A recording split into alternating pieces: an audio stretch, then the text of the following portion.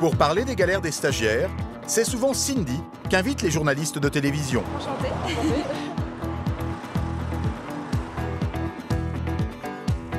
Ancienne étudiante en graphisme, elle est devenue célèbre depuis qu'elle a publié une BD sur ses mésaventures de stagiaire.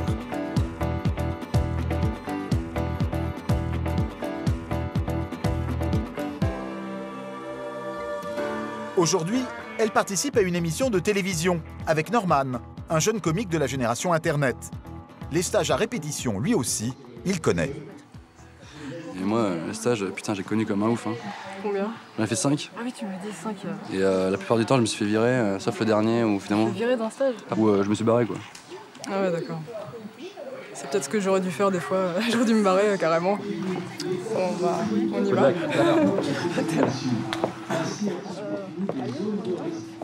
Vous avez une conscience politique? Sur le plateau, Cindy vient assurer la promotion de sa BD, qu'elle considère comme un acte militant. Ah bon, on reste des citoyens avant tout. Vous avez des combats à mener. Oui, voilà, c'est un combat entre guillemets parce que bon, je fais mes illustrations, mais bon, je les fais pas non plus avec le poing levé. C'est aussi pour montrer un peu tout ce qui ne va pas dans la société. À 25 ans, Cindy se retrouve propulsée sur le devant de la scène, bien loin de son quotidien de stagiaire que nous avions filmé il y a 2 ans. À l'époque, Cindy avait accepté de témoigner, mais anonymement pour ne pas compromettre son avenir professionnel.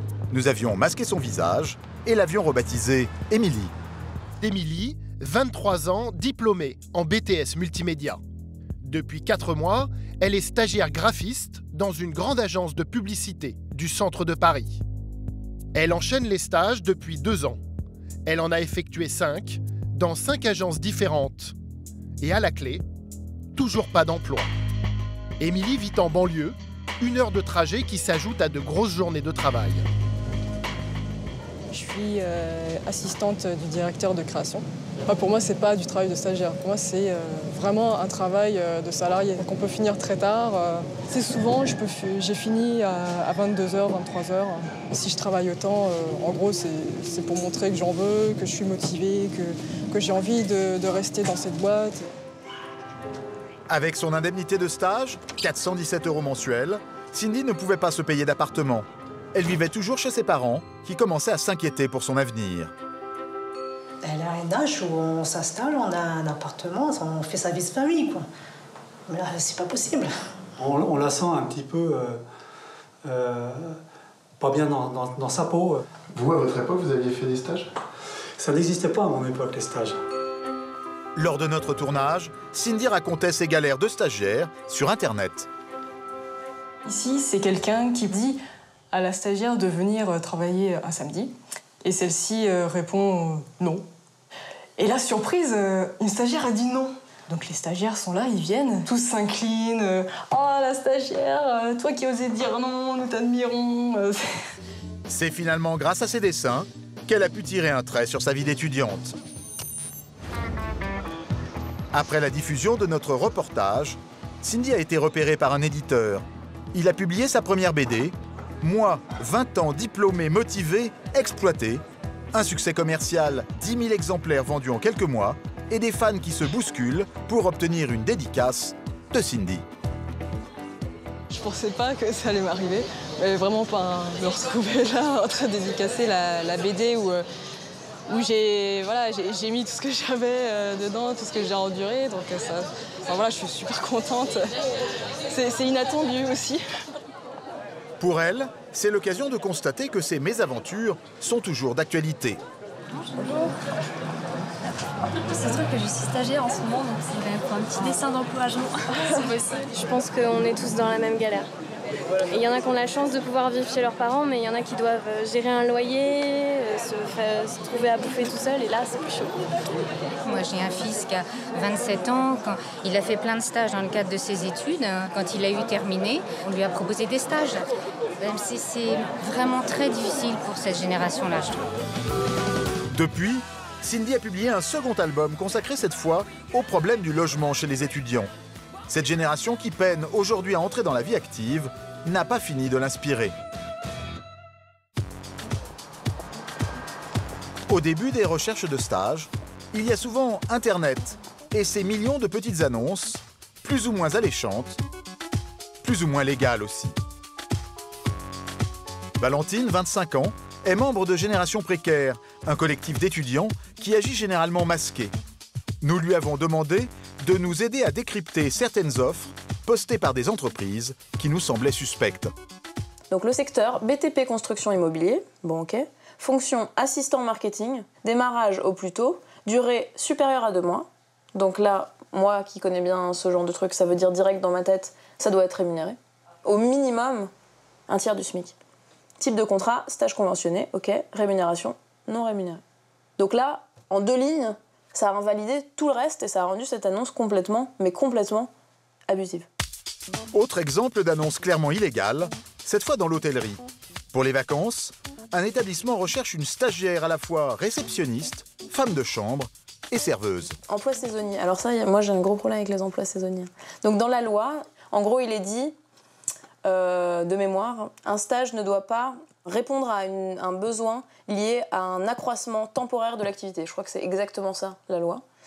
Donc un accroissement temporaire d'activité. Or, par principe, un emploi saisonnier, ça veut dire que c'est temporaire et que c'est saisonnier. Donc ça correspond à un moment dans l'année où il y a un accroissement temporaire d'activité. Donc je ne vois pas comment on peut proposer ça à un stage. C'est pas possible, c'est illégal, complètement illégal. En théorie, les stages doivent permettre aux étudiants de valider une partie de leur cursus ou de se frotter à la dure réalité du monde du travail. Mais ce n'est pas toujours le cas, loin de là. On a des difficultés financières dans une entreprise et donc, au lieu de réduire la voilure, on va élargir la voilure mais avec des contrats plus précaires, ce qui est complètement abusif, quoi. Il faut dire que payer un étudiant coûte beaucoup moins cher que d'embaucher un salarié. L'indemnité de stage légale représente 1/3 du SMIC et les nets de charge. Certains employeurs en usent, voire en abusent, et ne s'en cachent même pas. Sur Internet, une entreprise a retenu notre attention. Elle propose des dizaines de stages en tout genre, mécanicien, webmaster, commercial. C'est sur le marché de Morlaix que nous avons retrouvé l'homme qui a posté toutes ces annonces. Ça va être quand même assez dur sur le marché, ça. Un poney mécanique, des échasses bondissantes. C'est le genre de produit atypique que commercialise Rémi. Aujourd'hui, avec son équipe, cette opération promotionnelle en échasse. Bonjour, c'est nouveau, ça arrive à Morlaix. Pour aller chercher les strips, c'est très bien. Hein. Vous en avez hein? Et pour faire la peinture aussi. Dans la société de Rémi, le plus curieux, ce ne sont pas ces drôles d'échasses, mais plutôt le statut de sa trentaine de collaborateurs. Tous des stagiaires.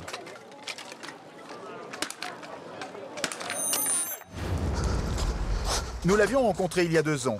Rémi venait de créer sa société et vivait chez sa mère. Son garage lui servait de siège social et d'entrepôt. Voilà, donc eh bien, c'est là les locaux de l'entreprise. C'est là où j'entrepose les différents produits sportifs. Rémi ne dispose pas de locaux. Pour les livraisons, il utilise un camion, acheté à la casse. À l'époque, le chef d'entreprise était un adepte du système D pour éviter toute dépense. Aujourd'hui, pour moi, je viens de démarrer. Un salarié, ça va représenter une charge qui est beaucoup trop importante pour moi. Donc, je n'ai pas de salarié. Je me suis entouré de personnes, de stagiaires qui recherchent de l'expérience. Et ça, de l'expérience, je peux en donner. Mais Rémi a conscience de profiter d'un système controversé. Vous ne dites pas, par moment, j'abuse un peu d'un système. On est à la limite de la légalité. À aujourd'hui, je prends certains stagiaires qui ne sont pas rémunérés alors qu'ils devraient être rémunérés. Rémi risque une amende, mais les contrôles de l'inspection du travail sont très rares.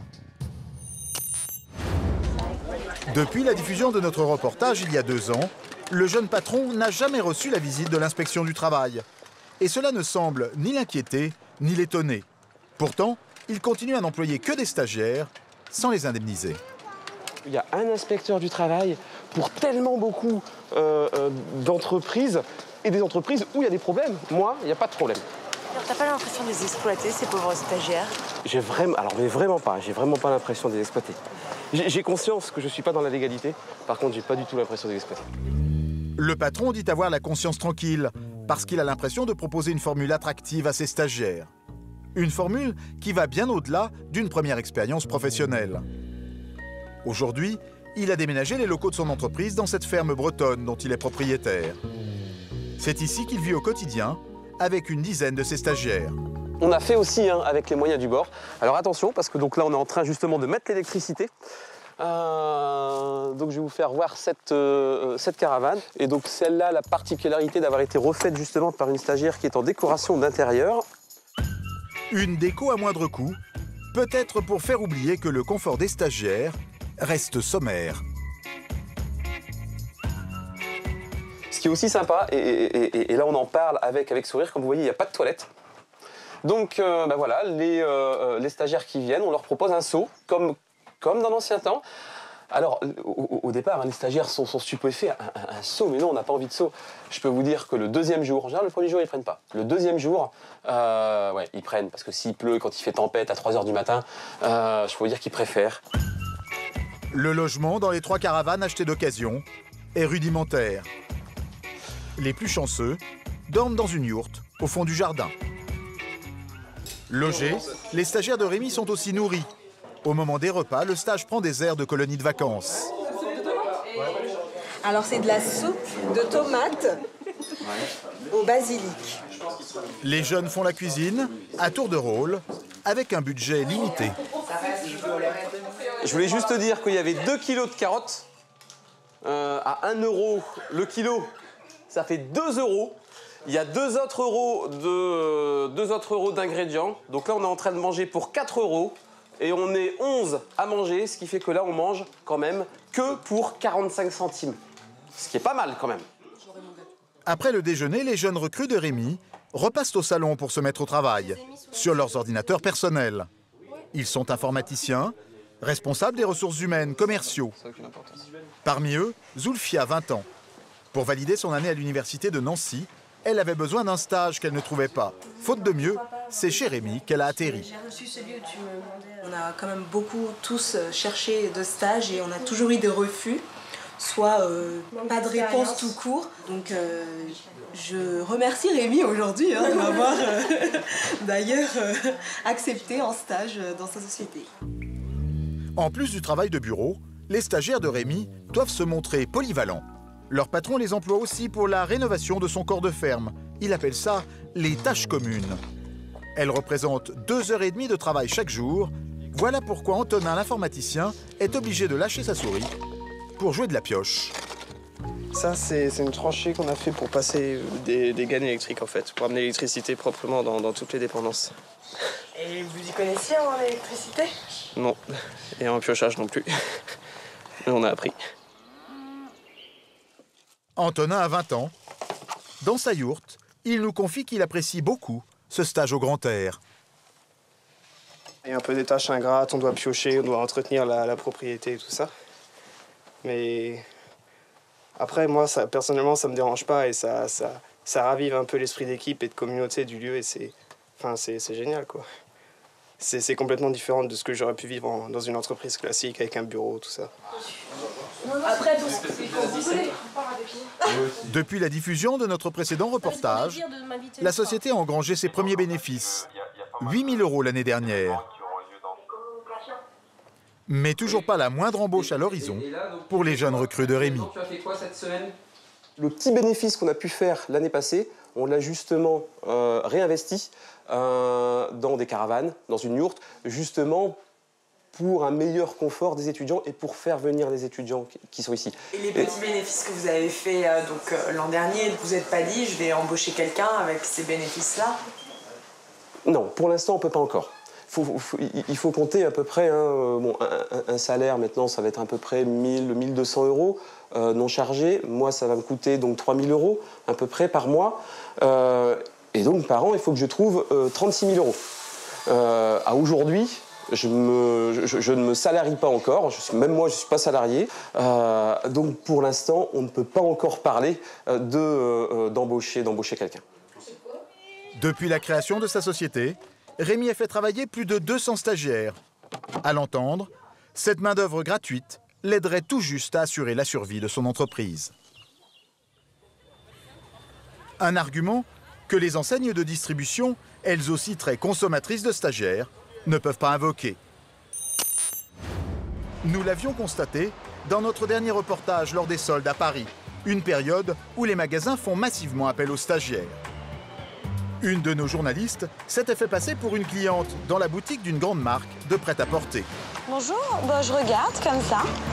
Parmi les vendeurs, elle n'avait eu aucun mal à trouver les stagiaires. Ils étaient partout. Vous êtes vendeuse ici, vous? Stagiaires. Stagiaires. Je crois qu'ils ont besoin de main-d'œuvre pendant les soldes. À mon avis, c'est pour ça qu'ils nous ont pris. On est comme des salariés, 35 heures. On n'est même pas payé, on n'a rien en cadeau. Et là, tu te sens comme un véritable vendeur, quoi. Comme un stagiaire exploité. À l'époque, l'enseigne avait refusé de nous accorder une interview et s'était contentée de nous faire parvenir un mail de démenti. Voici la déclaration que nous pouvons vous communiquer. Les boutiques de notre marque en France offrent une, voire très occasionnellement 2 propositions de stage par boutique. Il n'y a donc jamais plus de 2 stagiaires par boutique. Mais d'après une étude menée à l'époque par les syndicats, le secteur de l'habillement employait 16 000 stagiaires pour 95 000 salariés, soit 16% des effectifs de la profession. 2 ans plus tard, nous avons voulu savoir si ce recours massif aux stagiaires est toujours une réalité dans le prêt-à-porter. Sur Internet, nous avons repéré une enseigne qui recrute de nombreux stagiaires. Une de nos journalistes s'est fait passer pour une étudiante en BTS commercial. Elle a postulé pour un stage de 3 mois. On ne lui a même pas demandé son CV. La seule chose qui intéresse la responsable du magasin, c'est qu'elle accepte de renoncer à son indemnité de stage. Bonjour, je suis la jeune fille qui est passée mercredi pour un stage. Oui. J'aimerais bien commencer vendredi avec vous, si c'est possible. Entendu. Pour moi, dès que vous avez la convention non rémunérée, je vais vous prendre, ça c'est sûr. D'accord. Dès que vous avez la convention non rémunérée, je vais vous prendre. N'importe quel jour, je vais vous prendre. Une telle convention de stage est illégale. Au-delà de 2 mois, l'indemnité est obligatoire. Le magasin se situe en région parisienne. Nous sommes hors période des soldes, mais nous allons très vite constater qu'il emploie déjà de très nombreux stagiaires. Ça va? Bonjour, je me présente, je suis la nouvelle stagiaire et je m'appelle Lamia. Lamia? Ouais. Vous êtes tous stagiaires? D'accord. Bonjour. Lamia? Enchantée. Bonjour. Lamia? Ok, enchantée. Vous êtes stagiaire aussi? D'accord. Ouais. Je crois qu'on est 6 stagiaires aujourd'hui. On va être beaucoup plus après en fait. Ah ouais? Il y a 4 personnes. Ah, 4 de plus? Ah oui. En fait, il y a plus de stagiaires que d'employés. Voilà. On est là pour... Tu fais quoi? Je sais pas. Ce magasin n'indemnise aucun de ses stagiaires. La plupart sont en lycée professionnel et ont en moyenne 18 ans. Ce jour-là, ils sont 8 stagiaires pour 3 salariés seulement. Et notre journaliste n'a pas encore rencontré tout le monde. Bonjour. Bonjour monsieur, Lamia? Ouais, moi c'est Pounaren, je suis stagiaire aussi. Enchantée. Vous êtes aussi stagiaire? Ouais. D'accord, enchanté. Non, il n'est pas stagiaire, c'est le patron. C'est le patron? D'accord, ok. Ça va? Oui, ça va, ça se passe bien. C'est mon premier jour de stage. Ouais. L'homme possède 2 magasins à cette enseigne. Il ne se cache pas de profiter de cette main-d'œuvre gratuite. Moi j'ai 10 stagiaires quasiment ici, j'en ai 11 sur l'autre magasin que j'ai aussi.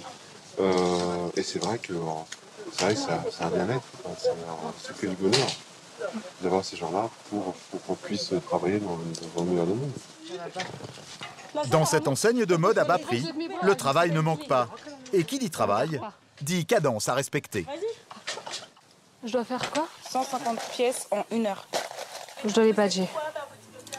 Qu'il s'agisse de poser les antivols sur les vêtements ou de les ranger sur les cintres, les tâches confiées aux stagiaires sont répétitives. Pendant toute la matinée, notre journaliste va ramasser les vêtements au sol et les remettre en rayon. Pendant ce temps, ses collègues stagiaires déballent les livraisons. Le patron a vu des sacs vides traîner par terre. Tous les stagiaires sont convoqués pour une mise au point. La façon de travailler, dans mon sourire, machin et tout ça, ça me convient pas. Je ne vous ai pas forcé à venir vers moi, vous êtes venus vers moi. Si c'est pour faire de la garderie, demandez à la mairie. Vous travaillez ou pas, mais pas avec moi. Aujourd'hui, ça va pas. Ça va aujourd'hui? Ben oui. Mais moi, je dis pas oui. Non, mais... Ça va pas. Pourquoi ça va pas? Si tu veux, on peut se voir après dans le bureau, il n'y a pas de souci. Non, mais moi, je me pose la question, pourquoi ça va pas? Ça va te bien quand tu travailles? Ouais, mais là, on a qu'on le ranger. Ranger quoi? Mais là, on a qu'on ramasser les ordures. Ramasser quoi? Mais là, on ramasse les sachets, là. Quel stage tu ramasses pas? Oui, j'ai fait pour maintenant. Attends, vas-y, on va faire ce que tu as à faire. D'accord? On se voit après, il n'y a pas de problème. Une stagiaire a pris la parole face au patron. Il n'a pas du tout apprécié. Nous ne la reverrons plus. Quelques minutes plus tard, nous apprenons que la jeune lycéenne a été priée de quitter le magasin. Il l'a viré. Bah, elle l'a dit, Nawal. J'étais, hein. Il l'a viré là tout de suite. Il a pris son sac, son téléphone et s'est barré. Elle s'est virée? Ouais. Non. Moi, je me barre. C'est impossible de rester ici, wesh. Eh, t'es stagiaire, t'es pas une esclave. Il croit trop que c'est stagiaire, c'est ses chiennes. Dans les faits, personne ne démissionnera de ce stage. Ils en ont tous besoin pour valider leur année scolaire. 8 stagiaires pour seulement 3 salariés. La boutique pourrait-elle tourner sans l'aide gratuite de ces jeunes recrues? Sommes-nous dans un cas de figure habituel? Le patron parti, nous tentons d'obtenir des réponses auprès de la responsable du magasin. Je me dis, il y a beaucoup de travail, en fait, pourquoi vous ne prenez pas d'employés, en fait, plutôt que des stagiaires? Enfin, il y a plein de gens au Pôle emploi, comment ça se fait qu'ils n'embauchent pas, quoi? Ça vous fait rire? Bonne question. Ouais. Bonne question, mademoiselle. Bouge tes fesses, je te finis, c'est peut-être pas ça. Un éclat de rire en guise de réponse.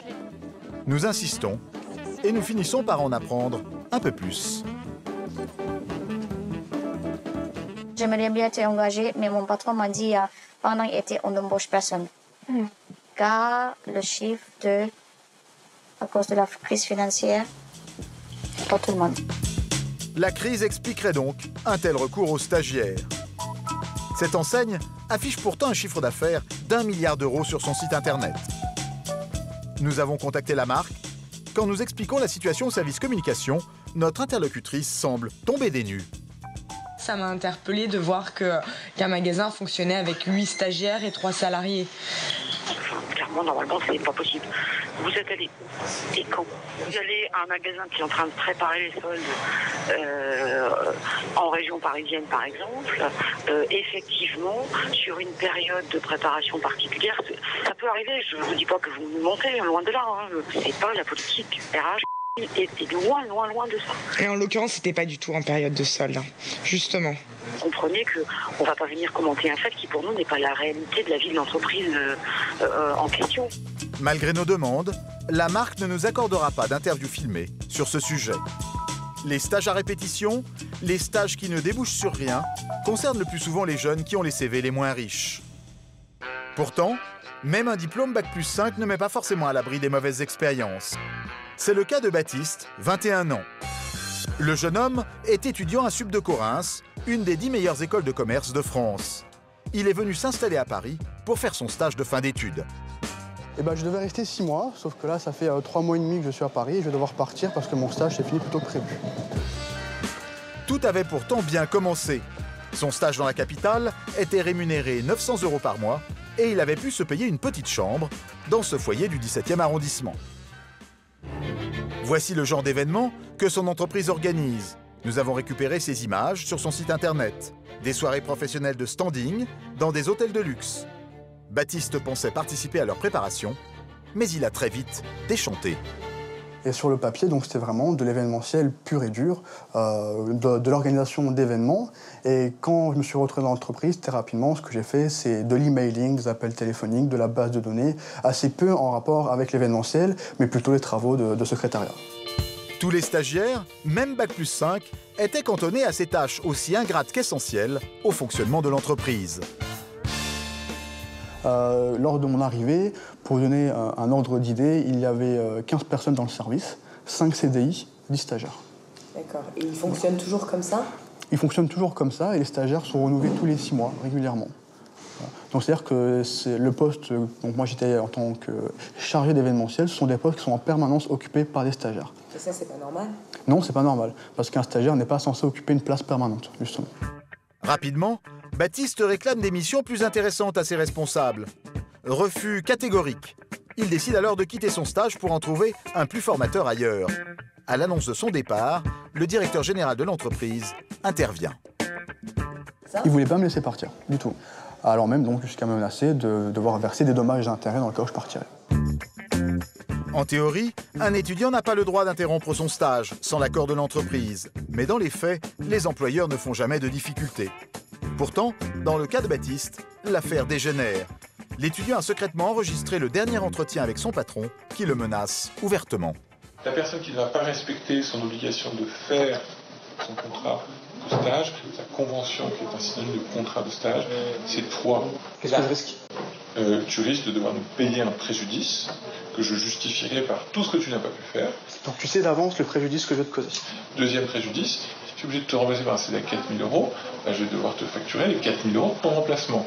Et le coût de ce CDD pendant 2 mois ou 3 mois. Lorsqu'il m'a parlé du coup du fait qu'un CDD lui aurait coûté 4 000 €, alors que moi j'aurais coûté que 900, j'étais totalement choqué parce que je me suis dit mais comment peut-on reconnaître comme ça cash que prendre un stagiaire, ça coûte moins cher quoi qu'il arrive qu'un CDD, ça veut dire que c'est un peu confesser son tort. Bon, moi j'espère que tu comprendras que je ferai passer mon avenir professionnel, mon diplôme avant cette expérience. Non, mais tu comprends pas.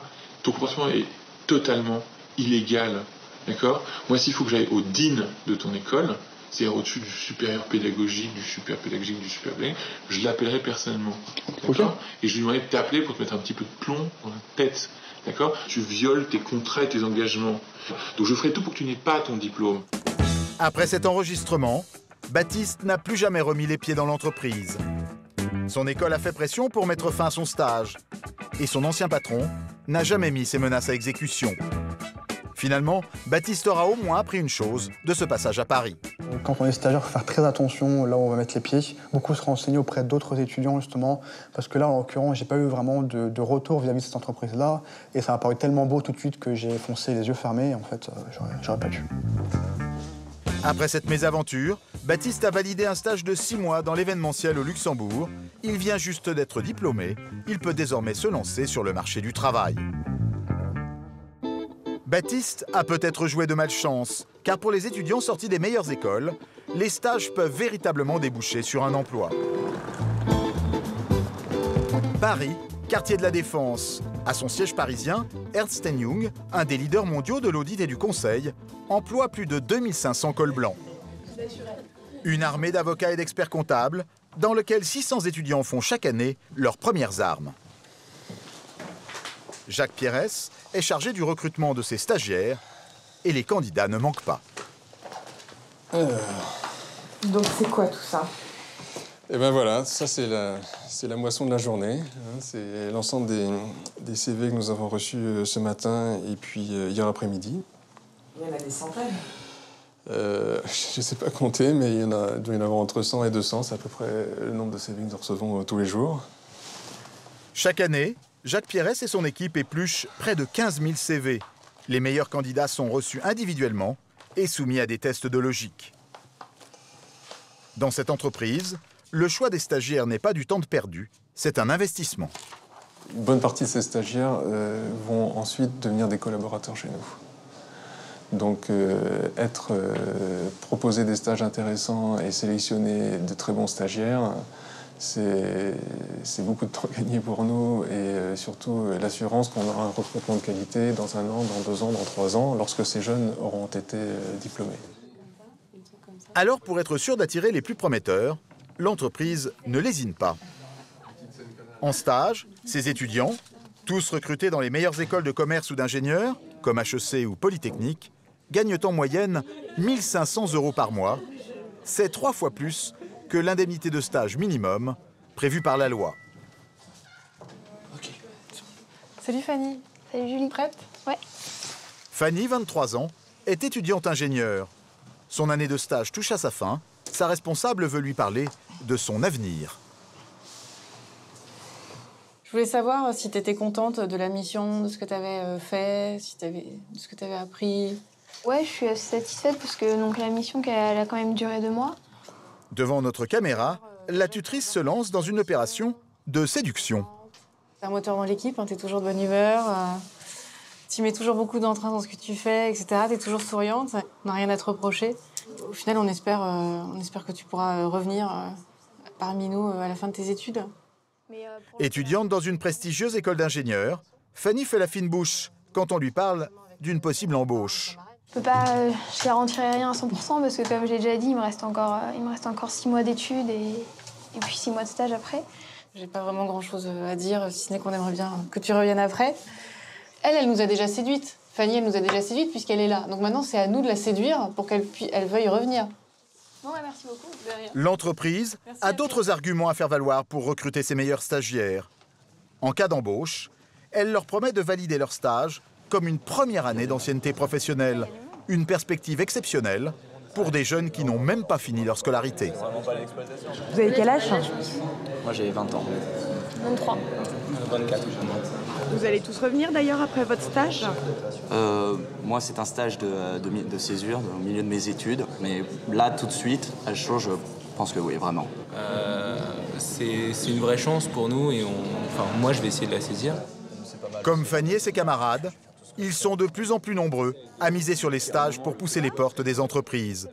Selon le Conseil économique et social, chaque année, 1,5 million de jeunes recherchent un stage.